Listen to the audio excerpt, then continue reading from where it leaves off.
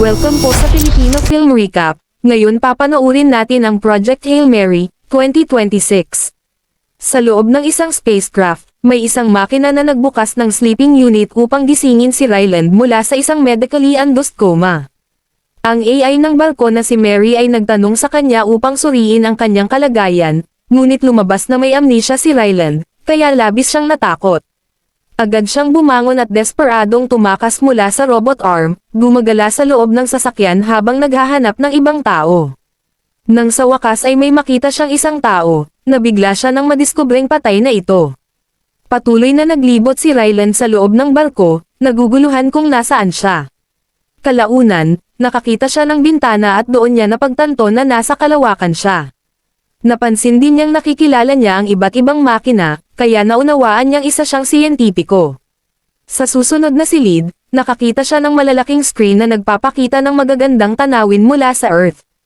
Matapos makahanap ng malinis na damit, hiniling ni Mary na mag-record siya ng daily diary, ngunit hinanap niya ang kapitan. Ipinaliwanag ni Mary na siya na lamang ang natitirang buhay sa crew. Sinabi ni Ryland na ibalik siya, ngunit hindi kinikilala ni Mary ang utos na iyon. Habang nakatingin sa screen, nakita niya ang araw at inakalang nasa solar system pa rin siya, kaya nais niyang magpadala ng mensahe sa Earth. Ngunit ipinaliwanag ni Mary na aabutin ng halos 12 taon bago makarating ang mensahe. Lalong naguluhan si Ryland kaya sinuri niya ang mapa at napagtanto na ibang araw ang kanyang nakikita. Pagkatapos, tiningnan niya ang fuel at napansing mababa na ito. Gamit ang lahat ng impormasyong nasa screen, kinwente niya at nalaman na siya ay nasa layong 113.8 taon mula sa Earth. Bigla siyang nakaramdam ng matinding sakit ng ulo, at unti-unting bumalik ang ilan sa kanyang mga alaala. Isa pala siyang molecular biologist si Ryland at palagi niyang sinusubaybayan ang balita tungkol sa Arclight probe na nag-iimbestiga sa tinatawag na Petrovoline. Ayon sa mga larawang nakuha ng probe, unti-unting humihina ang liwanag ng araw. Noong panahong iyon, nagtatrabaho si Ryland bilang isang guro sa middle school, kaya maraming tanong ang kanyang mga estudyante tungkol dito.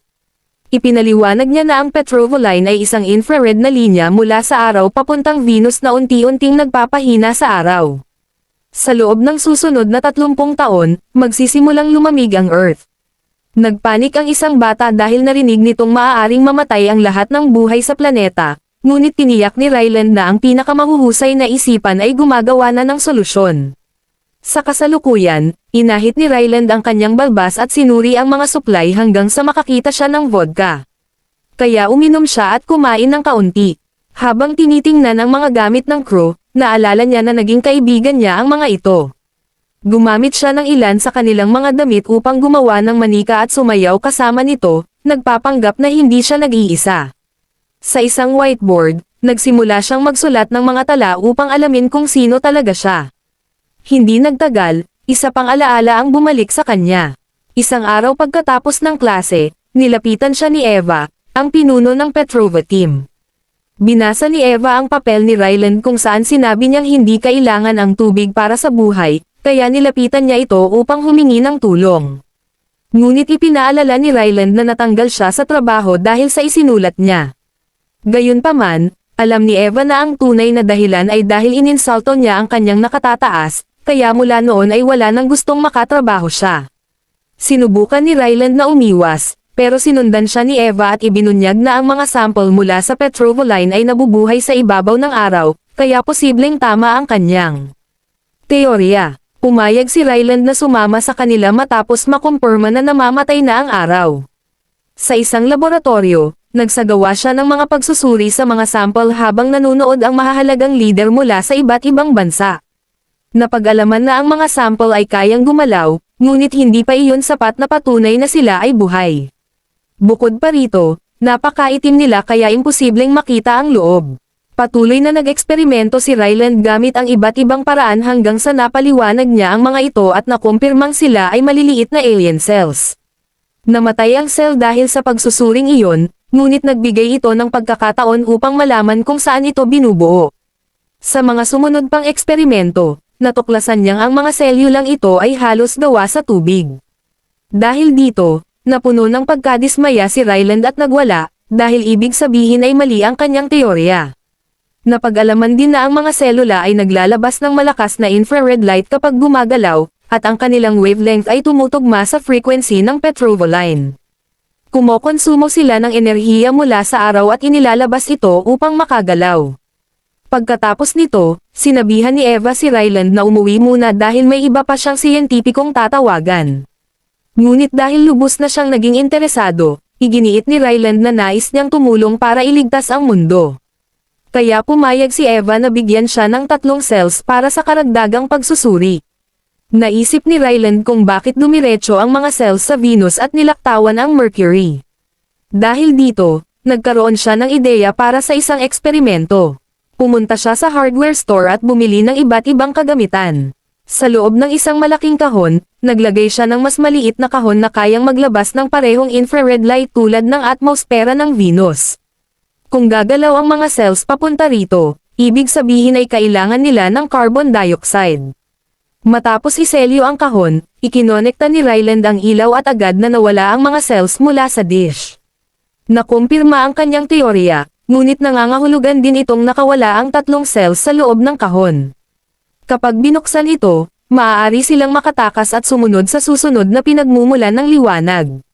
Sa tulong ng mga gwardya, isinara ni Ryland ang laboratorio habang siya at ang kahon ay nasa loob. Pinatay ang mga ilaw, at muli niyang binuksan ang kahon. Agad niyang nahanap ang 3 cells dahil sa kanilang pagkinang, ngunit sa kanyang gulat, may isa pang dagdag, pang-4 na cell. Ibig sabihin nito, kailangan ng mga cells ang parehong sikat ng araw at carbon dioxide upang dumami, kaya sila napunta sa Venus.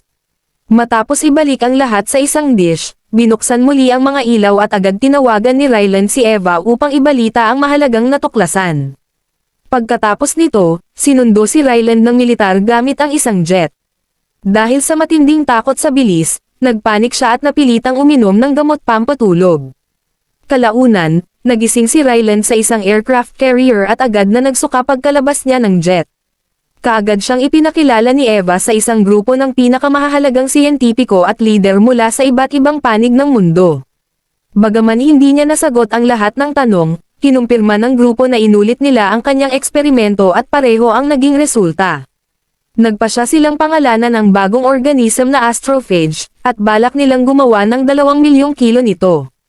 Hindi maintindihan ni Ryland kung bakit kailangan ng ganoon karaming dami. Kaya binigyan siya ni Eva ng access sa lahat ng lihim tungkol sa Project Hail Mary. Doon niya nalaman na hindi lang ang ating araw ang namamatay, nangyayari ito sa iba't ibang bituin sa buong universo. Sa ngayon, iisang bituin pa lamang ang hindi apektado, ang Tau Ceti, na matatagpuan 11.9 light years mula sa Earth. Hindi nila alam kung bakit immune ang bituing ito. Kaya ang plano ay magpadala ng isang spacecraft upang alamin ang dahilan. Kailangan nila ng sapat na fuel para sa napakahabang biyahe, at maaaring maging solusyon ang astrophage kung makakagawa sila ng 2 milyong kilo nito. Itinuro ni Ryland na ang ganoong karaming astrophage ay kayang sumabog at sirain ang buong California. Ipinaliwanag ni Eva na iyon ang dahilan kung bakit sila nasa gitna ng karagatan, upang maiwasan ang ganitong sakuna. Gayunpaman, kahit ganoon karami ang fuel, sapat lamang ito para sa one-way trip. Ang plano ay ipadala pabalik sa Earth ang resulta sa pamamagitan ng mga probe, habang ang mga astronaut ay mamamatay sa kalawakan. Mananatili silang nasa coma sa halos buong biyahe, at 3 lamang ang kailangan, isang piloto, isang inhinyero, at isang siyentipiko. Napakababa ng tsansa na magtagumpay ang plano, kaya ito pinangalan ng Project Hail Mary. Matapos maibalik ang lahat ng alaala, tinapos ni Ryland ang paggupit ng kanyang buhok at nagsuot ng maayos. Muli rin niyang sinuri ang mga kasama niyang crew at nagluksa para sa kanyang mga kaibigan. Matapos linisin ang kanilang mga katawan, inilagay niya ang kanilang mga litrato sa kanilang mga bulsa at nagbigay ng isang maikling talumpati bilang pasasalamat sa kanilang sakripisyo. Habang umiiyak, nangako si Ryland na gagawin niya ang lahat upang matapos ang misyon. Pagkatapos, inilabas niya ang kanilang mga katawan palabas ng kalawakan. Pagkaraan ng ilang panahon, ipinaalam ni Mary na papalapit na sila sa Tau Ceti, kaya pinatay ang mga makina. Sa sandaling pumasok ang spacecraft sa orbit ng Tau Ceti, nawala ang gravity at nagsimulang lumutang si Ryland. Nang makontrol niya ang sarili, tumingin siya sa labas at napansin na mayroon ding petrovoline doon, ngunit maayos pa rin ang bituin. Sa kanyang gulat, may isa pang spacecraft na lumilipad malapit sa kanya. Nang masyadong lumapit ang kabilang sasakyan, dali-daling pumunta si Ryland sa pilot seat at pilit na inilayo ang kanyang barko hanggang sa hindi na niya ito makita. Ngunit maya-maya, muling lumapit ang ibang spacecraft. Paulit-ulit na sinusubukang tumakas ni Ryland, ngunit kahit saan siya magpunta, patuloy siyang sinusundan ng misteryosong sasakyang iyon. Sa kalaunan, nagpadala ang misteryosong sasakyan ng isang bagay papunta sa Hail Mary, at natakot si Ryland na baka isa itong bomba kaya binaliwala niya ito. Tumalbog lamang ang bagay sa kanyang barko at lumayo. Muling nagpadala ang kakaibang sasakyan ng isa pang bagay, ngunit mas mabagal na ito. Dahil dito, nagpasya si Ryland na lumabas sa kalawakan upang suluhin ito. Matapos isuot ang suit at mabilis na basahin ang mga instruksyon, lumabas siya ng barko sa isang medyo sablay at alang-inang paraan. Matapos ang matinding hirap, nagawa niyang tumalon at mahuli ang bagay sa tamang oras. Pagbalik sa loob, sinubukan niyang buksan ito ngunit hindi niya magawa. Ayon sa scan, gawa raw ito sa gas na xenon, na tila walang katuturan. Sa sandaling iyon, naalala niya ang centrifuge system ng barko. Inactivate niya ito at nagsimulang umikot ang sasakyan. Pagkalipas ng ilang segundo, naging stable ito at bumalik ang gravity. Muli niyang sinuri ang bagay, ngunit nananatiling xenon ang resulta. Nang paikutan niya ang takip, sa wakas ay nabuksan ito. Biglang nagbabala si Mary tungkol sa isang dayuhang presensya sa loob ng silid. Agad na inilagay ni Ryland ang bagay sa loob ng glove box at kumuha ng kakaibang sphere na may mga guhit. Napansin niyang may isa pang takip, kaya binuksan niya rin ito at natuklasan ang mas maliit na sphere na may mga rod.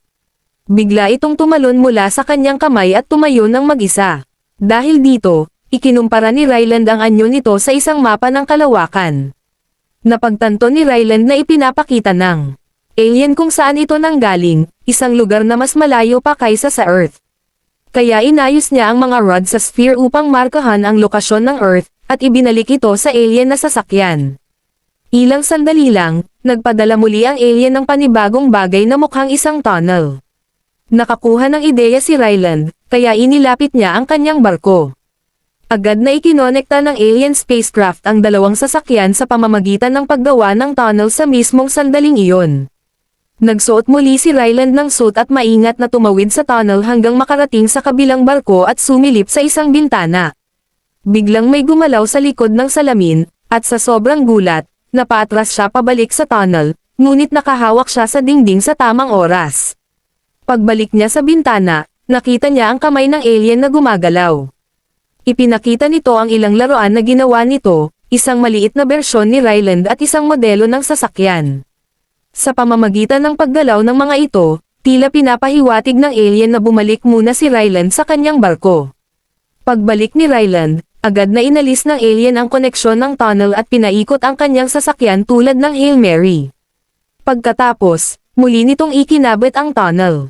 Sa pagkakataong ito, nang buksan ni Ryland ang pinto, sinalubong siya ng matinding pressure, ngunit mayroon na ring gravity sa loob ng tunnel.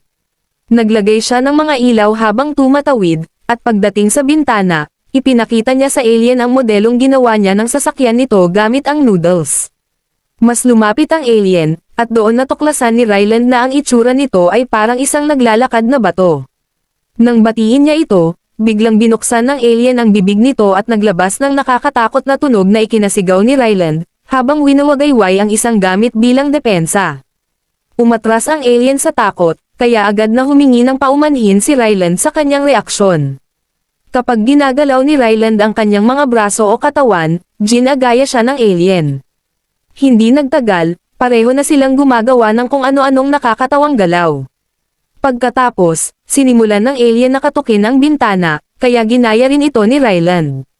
Medyo natagalan siyang maintindihan na itinuturo pala ng alien ang nasa likod niya dahil may iniwan itong panibagong mensahe. Nang buksan niya ito, may nakita siyang kakaibang color. Sa pamamagitan ng galaw, paulit-ulit siyang hinihikayat ng alien na tanggalin ang kanyang helmet, ngunit tumanggi si Ryland. Habang unti-unting humihina ang ilaw, napilitan siyang bumalik. Ngunit napahinto siya nang mapansin niyang ang collar ay may dalawang bilog na tigwalong bahagi, na kumakatawan sa oxygen. Ibig sabihin, ipinapahiwatig ng alien na may oxygen sa loob ng tunnel. Sa una, nagduda pa rin si Ryland, ngunit matapos ang kaunting pag-aatubili, tinanggal niya rin ang kanyang helmet, at nagulat siyang kaya niyang huminga ng maayos. Pagbalik sa kanyang barko, pinag-aralan ni Ryland ang unang bagay na nakuha niya mula sa mensahe at napagtanto niyang ito ay ang Petrovoline. Ibig sabihin, naroon din ang alien upang pag-aralan ito, dahil ang kanilang planeta ay nakakaranas din ng problema sa namamatay na araw. Bumalik si Ryland sa tunnel at sinabi na dapat silang magtulungan, ngunit kailangan muna nilang makahanap ng paraan para makipag-usap. Dahil naniniwala siyang universal ang math, ipinakita niya sa alien ang isang measuring tape. Binuksan ng alien ang isang drawer sa pader ng barko nito at ibinigay ni Ryland ang tape, ngunit nilero lamang ito ng alien. Sumunod, ipinakita niya ang isang orasan, pero wala rin itong naging reaksyon. Napansin ni Ryland na madilim sa loob ng sasakyan ng alien at wala rin itong mukhang-mukha. Kaya nag-isip siya na maaaring bulag ito at gumagamit ng echolocation. Matapos niyang pangalanan ang alien na Rocky, bumalik siya sa kanyang barko at binago ang orasan upang lumabas ang mga numero. Nang ipakita niya ito kay Rocky, nakita na nito ang mga numero at tila nagdiwang pa ito sa saya. Sinubukan ni Ryland na turuan si Rocky ng thumbs up, ngunit dahil sa hugis ng braso nito, thumbs down lamang ang kaya nitong gawin. Biglang nawala si Rocky at bumalik na may dalang kakaibang bagay. May mga simbolo ito at umiikot ang mga bahagi, kaya naisip ni Ryland na isa rin itong uri ng orasan. Makalipas ang ilang sandali, bumalik si Ryland sa tunnel dala ang kanyang laptop at mikropono.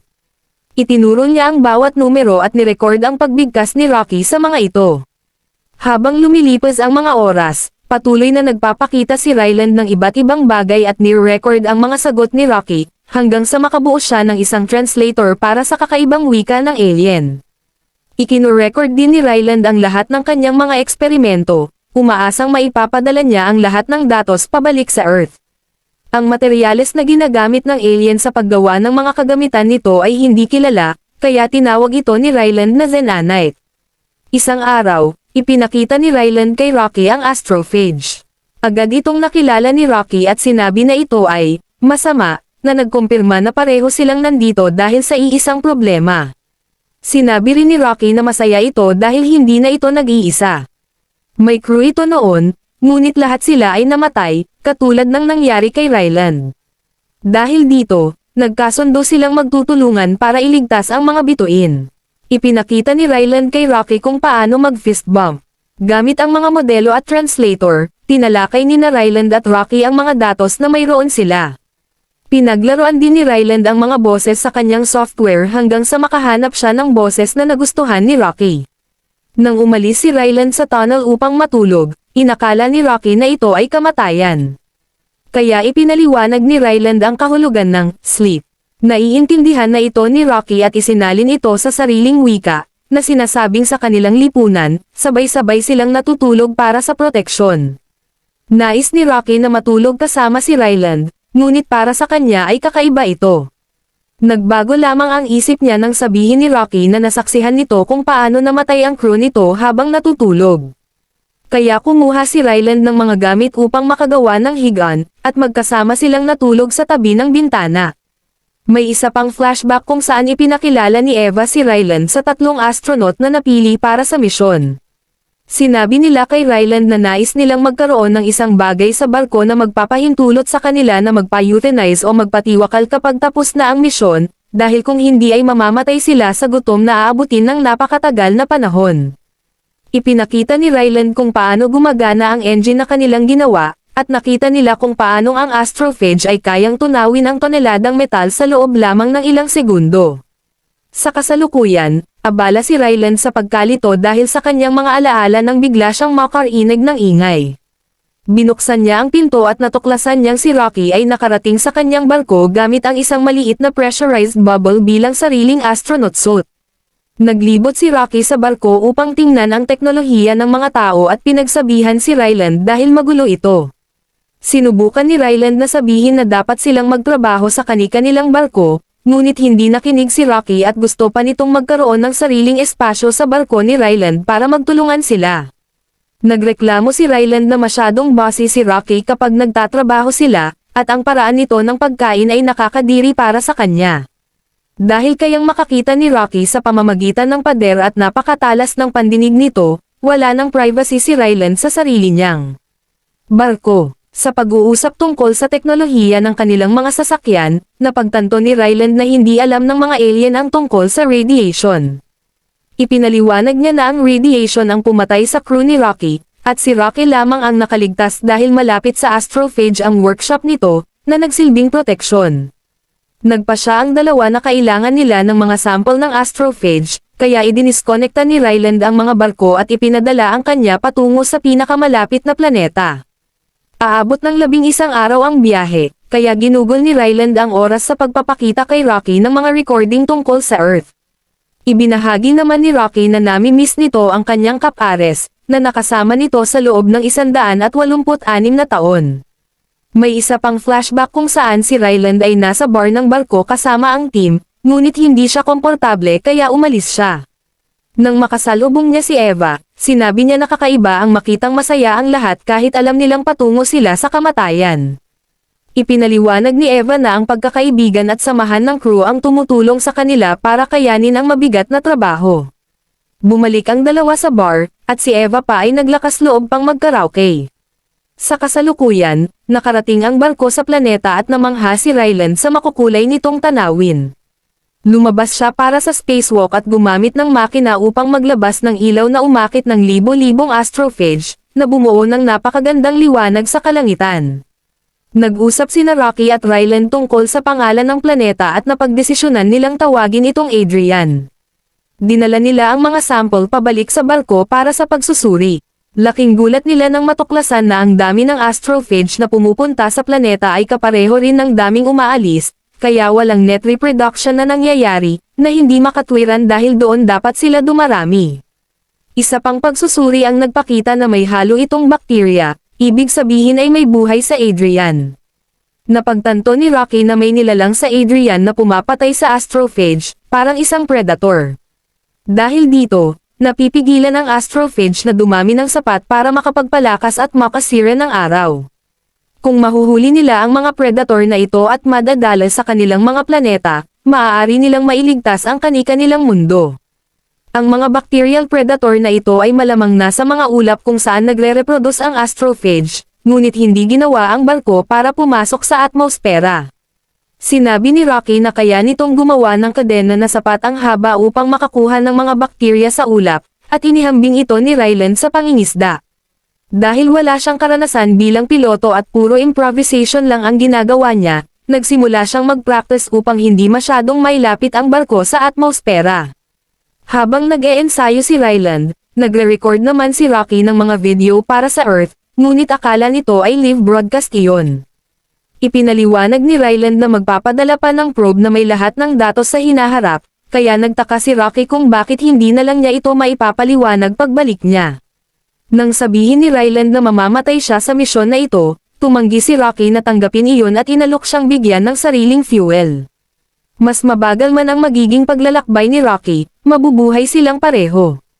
Naiyak si Ryland at niyakap ang bubble ni Rocky bilang pasasalamat. May isa pang flashback kung saan nag-uusap sina Ryland at Eva 3 araw bago ang pag-alis ng mga astronaut. Biglang sumabog ang lab at nasunog ang buong gusali. Sa kasalukuyan, maingat na minamaniobra ni Ryland ang barko para lumapit hanggat maaari sa atmosfera at ibinaba ang kadena na may probe na kumukuha ng mga sample. Nang matapos ang probe, lumabas siya sa spacewalk upang kunin ito. Dahil mabagal ang proseso, nasira ng init mula sa atmosfera ang ilang bahagi ng barko habang naghihintay ito. Biglang may piraso ng metal na kumalas at tumama kay Ryland, na naging sanhi ng kanyang pagkawala ng malay. Sa kabutihang palad, nagising siya agad at nakita niyang nakasabit pa rin ang probe sa kadena sa ilalim ng barko. Patuloy na tumataas ang temperatura, at sinabi ni Rocky na kailangan na nilang umalis at kumuha na lang ulit ng sample sa susunod. Tumanggi si Ryland na sumuko at tumalon para kunin ang probe, ngunit tinamaan siya ulit ng maluwag na piraso at naipit siya sa tether. Dahil dito, Pinutol niya ito gamit ang kutsilyo at kumapit na lamang sa barko gamit ang kanyang kamay habang mabilis na bumalik sa loob. Pagkatapos, umalis ang barko mula sa planeta, ngunit patuloy na nasisira ang hull at maaaring sumabog anumang oras. Itinulak ni Ryland ang makina hanggang sa limit nito para mapabilis ang takbo. Nang makalayo na sila sa Adrian, pinatay nila ang lahat ng engine. Gayunpaman, patuloy pa ring gumagalaw ang barko at nauwi sa isang hindi makontrol na pag-ikot. Napagtanto ni Ryland na may butas sa tangke at nawawalan sila ng fuel mula sa dalawang container, kaya kailangan nila itong i-eject. Dahil sa matinding pagyanig, nahirapan siya, pero nagawa pa rin niyang pindutin ang mga button. Sa sandaling matanggal ang dalawang container, bumalik sa normal ang paglipad ng barko, ngunit ang biglang galaw ay nagpa-knockout sa kanilang dalawa. Nagising si Ryland at sinubukang pindutin ang centrifugal gravity button, ngunit muli siyang nawalan ng malay. Nagising din si Rocky at pilit na kinakausap siya, ngunit hindi gumagana ang translator. Dahil sa desperasyon, lumabas si Rocky mula sa kanyang bubble at siya mismo ang pumindot ng mga kontrol. Bumagal ang galaw ng barko at naging stable muli ang gravity sa loob. Masakit para kay Rocky ang manatili sa labas ng bubble, ngunit hindi nito ininda at dinala si Ryland sa medical bay. Habang inaalagaan ng mga robot ng barko ang kanyang kaibigan, nawalan ng malay si Rocky. Isa pang flashback ang nagpapakita na sumabog ang lab dahil sa pagkakamali sa paghawak ng astrophage. Namatay ang scientist astronaut at ang kanyang backup, at wala ng oras para mag-train ng bagong astronaut. Kaya hiniling ni Eva na si Ryland na ang pumalit. Sa kasalukuyan, nagising si Ryland at sinundan ang mga bakas sa sahig na tila katumbas ng dugo ni Rocky. Laking ginhawa niya nang makita na bumalik na si Rocky sa bubble nito at natutulog upang makapagpahinga. Umupo si Ryland sa tabi nito para sabay silang makatulog tulad ng dati. Makalipas ang ilang sandali, nakita ni Ryland ang mensaheng iniwan ni Rocky sa computer na humihiling na iligtas nila ang kani-kanilang mundo. Dahil dito, muling nagsimula si Ryland sa mga eksperimento at nakumpirma niyang nakuha na niya ang bakterya na kumakain ng astrophage. Pinangalanan niya ito na Tomoa at sinimulan itong palaguin sa loob ng mga xenonite containers, habang binabago ito para makaligtas sa atmosfera ng Venus. Sa paglipas ng mga araw, nag-alala si Ryland dahil hindi pa rin nagigising si Rocky. Kinakausap niya ito palagi at naglalagay pa siya ng mga drawing ng encouragement sa bubble nito. Isang araw, habang natutulog si Ryland, nagising siya dahil sa ingay at laking tuwa niya nang makita si Rocky na muling malusog. Agad niya itong niyakap. Pagkatapos, tiningnan nila ang Tomoa farm na nakalikha na ng sapat na dami ng bakterya. Ibig sabihin, maaari na silang umuwi, kaya nagdiwang sila sa panonood ng Furryworks clips. Nagsuot si Rocky ng Zenyte sa mga paa nito bilang espesyal na kasuotan sa okasyon. Gumawa naman si Ryland ng paper hats at binigyan si Rocky ng laptop na puno ng kaalaman ng tao, pati na rin ng stress ball bilang souvenir. Nakaramdam si Rocky ng lungkot dahil wala itong maibibigay na kapalit, kaya hiniling ni Ryland na makita ang spaceship nito bilang regalo. Nang muling ay konekta ang dalawang sasakyan, nagsuot si Ryland ng suit na gawa sa xenonite, at ipinasyal siya ni Rocky sa loob ng barko nito. Habang hinahangaan ni Ryland ang kamangha-manghang teknolohiya sa loob ng barko, may isa pang alaala ang bumalik sa kanyang isipan. Pagkatapos ng 3 oras, sinabi ni Ryland kay Eva na hindi siya sasama sa misyon. Ipinaliwanag ni Eva kung gaano kahalaga ang greater good, at pagkatapos ay tinawag ang kanyang mga tauhan. Tumakbo si Ryland, ngunit agad siyang nahuli ng mga gwardya at tinurukan ng pampatulog. Doon niya nalaman na pinilit lang siyang isama sa barko. Sa kasalukuyan, tinutulungan ni Rocky si Ryland na ayusin ang pinsala sa kanyang barko, kaya sa wakas ay handa na silang umuwi. Nagpaalam sila sa isa't isa sa tunnel na puno ng emosyon, at kahit malungkot, nagbiro pa sila at gumawa ng mga kakaibang galaw bago tuluyang maghiwalay. Lumipad ang kanilang mga barko sa magkaibang direksyon, at kailangang masanay muli si Ryland sa pagiging mag-isa. Makalipas ang ilang sandali, nagbabala si Mary na may contamination sa barko, kaya pinatay ni Ryland ang makina upang mag-imbestiga. Nang tingnan niya ang Tomoa, nakita niyang nasira nito ang lalagyan na gawa sa Zenyte. Agad niyang inilipat ang lahat ng bakterya sa isang mas ligtas na container. Ngunit nag-alala siya para kay Rocky dahil ang barko nito ay gawa sa Zenyte. Kapag nakawala ang Tomoa, maaari nitong kainin ang fuel at may stranded si Rocky sa kalawakan. Desperadong kinuwente ni Ryland kung gaano katagal bago niya mailigtas si Rocky at makauwi, ngunit sa kasamaang palad, hindi niya kayang gawin ang pareho. Hindi pumayag si Ryland na mamatay ang kanyang pinakamatalik na kaibigan, kaya kinolekta niya ang lahat ng kanyang research at ang bacteria farm, at ipinadala ito sa Earth sa pamamagitan ng mga probe tulad ng orihinal na plano. Pagkatapos nito, binago niya ang ruta ng kanyang barko. Makalipas ang ilang araw, natagpuan niya ang barko ni Rocky at nagsagawa siya ng spacewalk para makalapit dito. Desperado siyang kumatok sa bintana hanggang sa pinapasok siya ni Rocky. Sa malayong hinaharap, dumating sa Earth ang mga probe at nakita ni Eva si Rocky sa mga recording. Unti-unti nang lumalamig ang planeta, ngunit ngayon ay may pagkakataon na silang iligtas ito. Samantala, naligtas na rin ang planeta ni Rocky, at si Ryland ay mayroon ng sariling bahay doon. Natutunan na niya ang wika ng alien at nakakausap na niya si Rocky nang hindi na kailangan ang translator. Isang araw, sinabi ni Rocky na natapos na ng mga scientist ang paggawa ng spaceship para makabalik si Ryland sa Earth. Ngunit pinili ni Ryland na manatili, at ipagpatuloy ang pagtuturo sa mga batang alien. At dito na po nagtatapos ang ating movie. Mag-subscribe ka na po Lods, para sa magagandang mga movie na katulad nito. Maraming salamat po sa iyong panonood at pagsuporta. Ingat po palagi, Lods, God bless.